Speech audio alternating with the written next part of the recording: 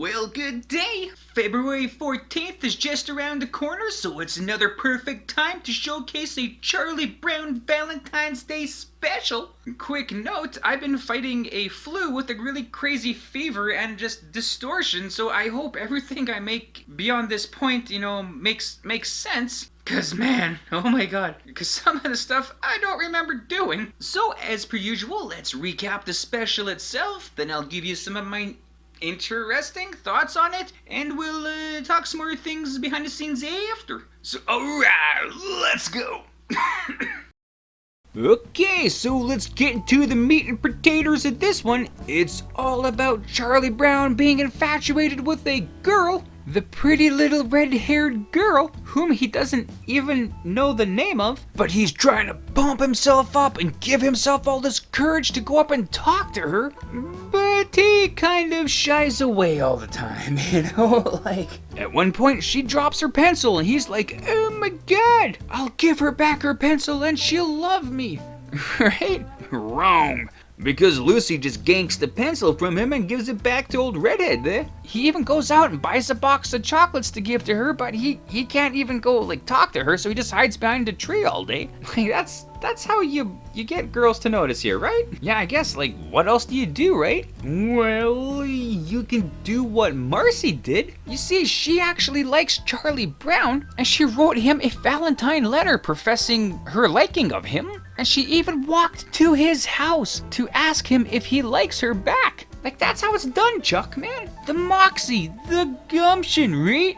But no. But Charlie Brown just brushes her off. Oh, you blockhead. So the next day, he gets a letter in the mail, and whomever wrote it, says, oh, I like you, Charlie Brown. Do you like me back? And all that kind of stuff. And Chuck is like, oh my god, this is from the little red-haired girl. My dreams are finally answered. Again, but no. Because Peppermint Patty was right there. And she's like, no, you idiot. I wrote you that letter. I like you, Charlie Brown. Do you like me back? And he's like, what? But Chuck is still a one-woman man and is still trying to build up the courage to talk to Redhead there. But he can't do it, so he gets Linus to go over to her and ask her if she likes Charlie Brown. To which, Linus does, man, because, he's a pretty solid guy. But Redhead just does not recall Charlie Brown in the slightest, right? Even though they're in the same class and he sits right across from her in class.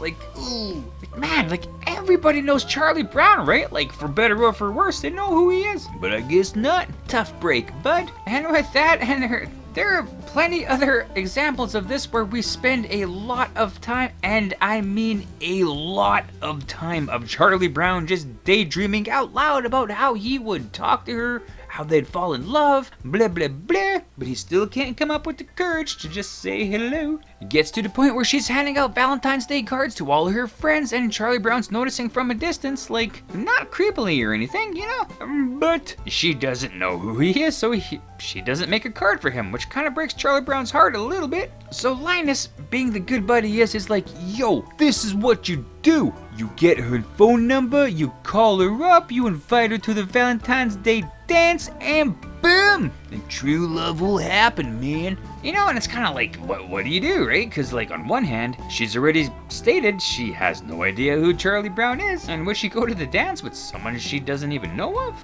But on the other hand, at least Charlie Brown will try and finally get an answer, maybe put things to rest, or, whatever. But, anywho, Charlie Brown does get her number, and he calls. But he dialed Marcy's number by mistake. She puts Peppermint Patty on the phone, and Patty is basically like, oh, you're gonna take me to the dance, right? Okay, I'll see you there, Chuck. Thank you. So Charlie Brown's got no choice. So he goes to the dance with Marcy and Peppermint Patty, but totally ignores them most of the time because he's trying to get a dance with Redhead. And when he finally does have a chance, the last dance of the night, it's all too late because she's already dancing with someone. That someone being Snoopy.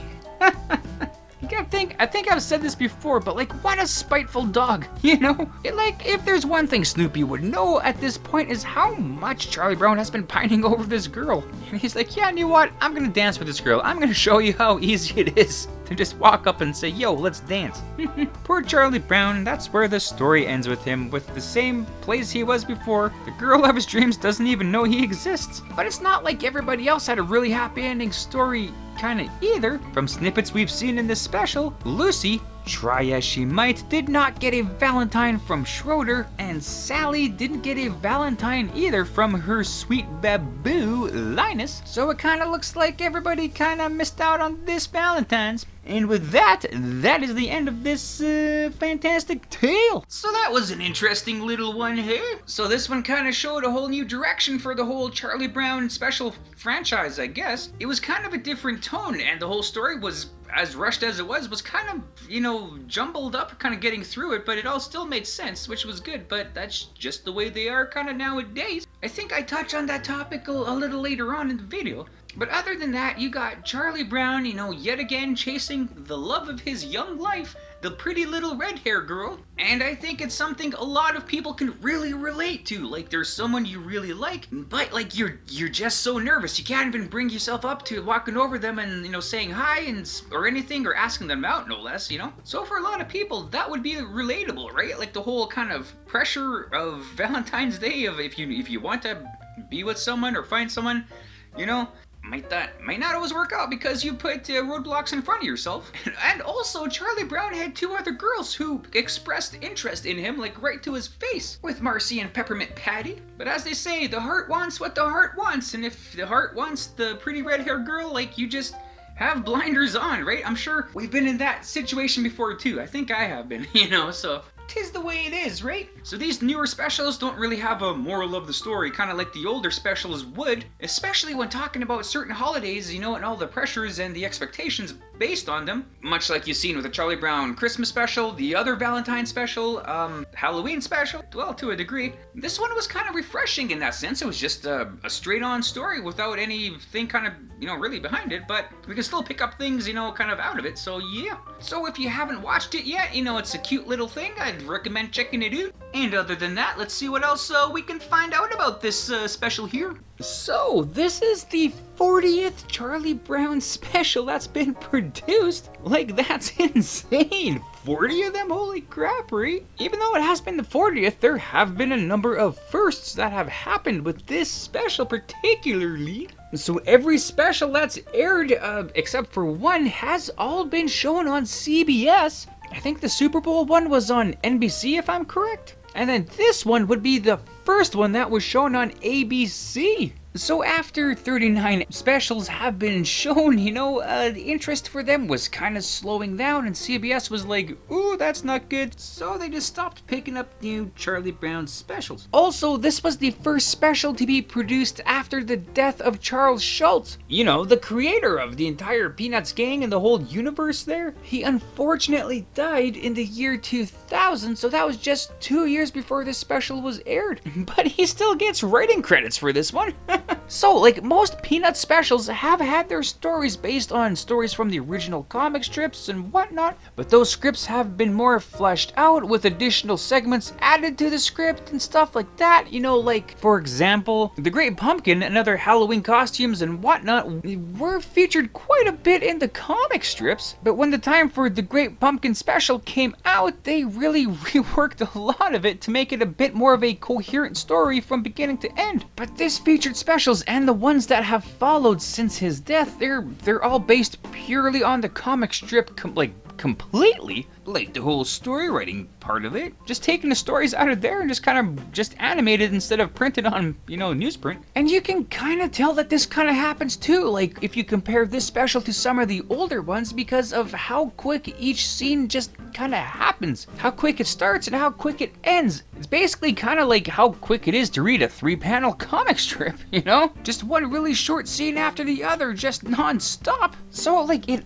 almost seemed kind of disjointed sometimes, but you know, it still kind of followed through with the whole main story. And it's still great to have Charles Schulz part of it, you know? So like that is still a win in my books. This is the second specific Charlie Brown Valentine special, a sequel if you will, but not really. Of course, the first one being 1975's Be My Valentine's Charlie Brown. There were some other lovey-dovey themed specials other than these two Valentine's ones, like You're in Love, Charlie Brown. It's Your First Kiss, Charlie Brown. Someday You'll Find Her, Charlie Brown. There's probably more of them made too, Charlie Brown, because there's like 46 of these specials. Not to mention all the different TV shows that there were. There was the movie that had a bunch of love and stuff and all that in there, like love's all around, with Charlie Brown. But Valentine's Day, yeah, just two specific ones. It's also nice that the original song written for the Be My Valentine special, the Heartburn Waltz,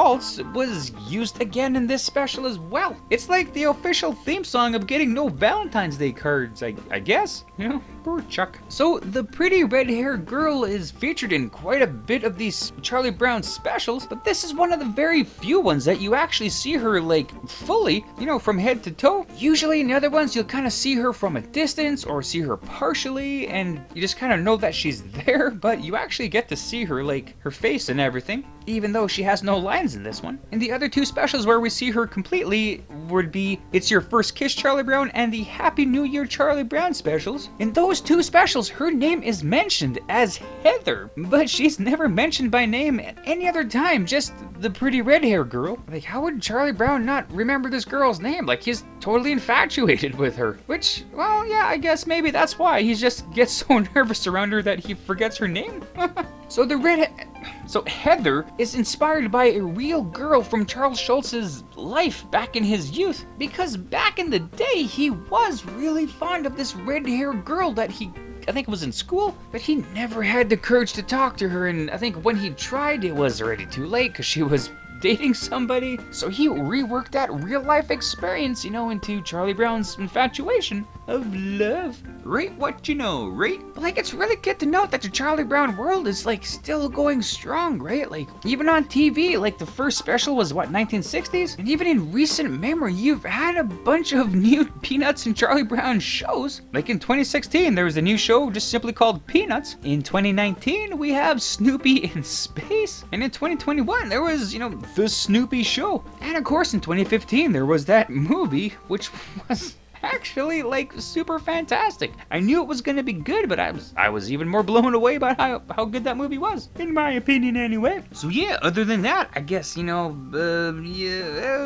that. Right on, and there you go. So thanks for watching the video. I hope you liked it as much as I did making it. Also, feel free to check out the source material that I featured in this video, and if you want to leave a comment on anything you may have liked or things I might have missed in this, feel free to do so, or anything else, just to say hi, that's cool too. And other than that, have a great day. Thanks.